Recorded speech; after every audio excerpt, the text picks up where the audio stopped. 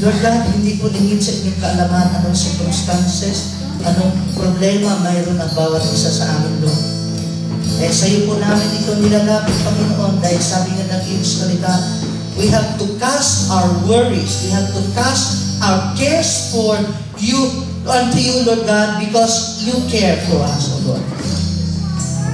Oh, hallelujah.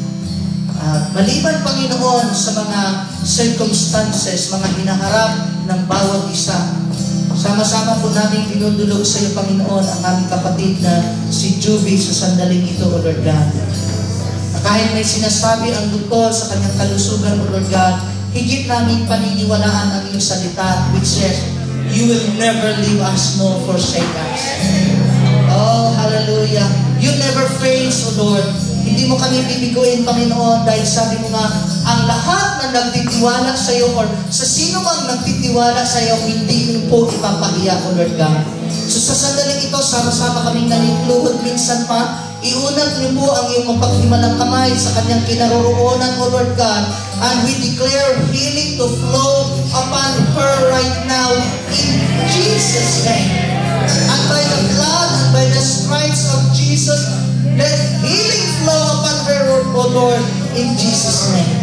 And you spirit of infirmity, you spirit of cancer, you spirit of sickness and diseases, we command you to let loose your hold against Juby's body because she has been redeemed by the blood of Jesus.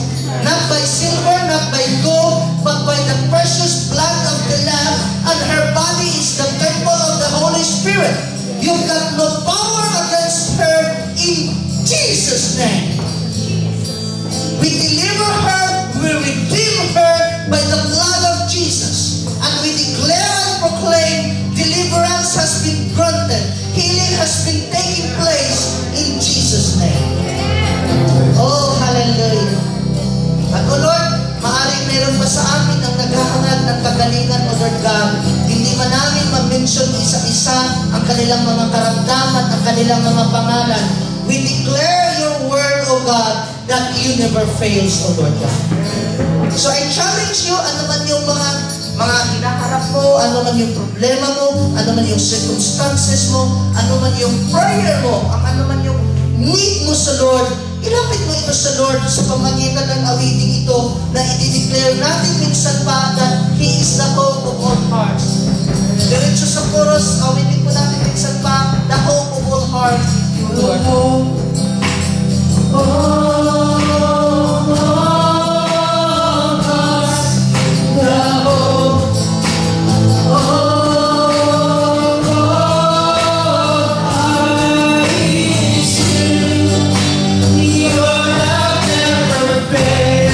Your love never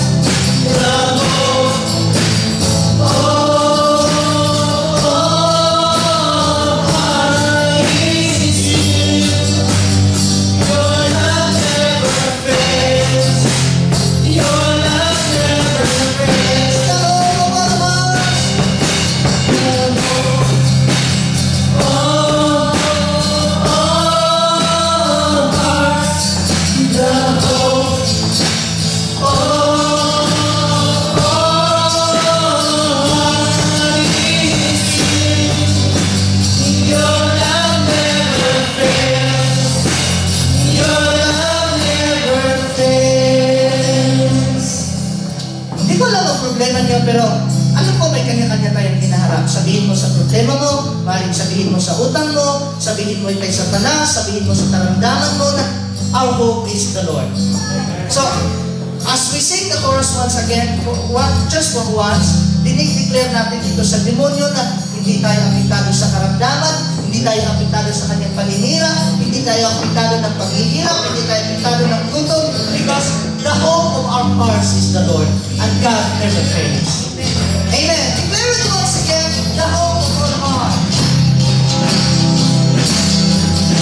The hope of our hearts. The hope of our hearts is you. Your love never fails. Your love never fails. Sa sandaling ito po, mayroon ng struggle si Mike, naiintindihan ko po yun. So, as we sing once again the chorus, dinideclare natin kay Mike, dinideclare natin sa problema, sa circumstances niya that God never fails.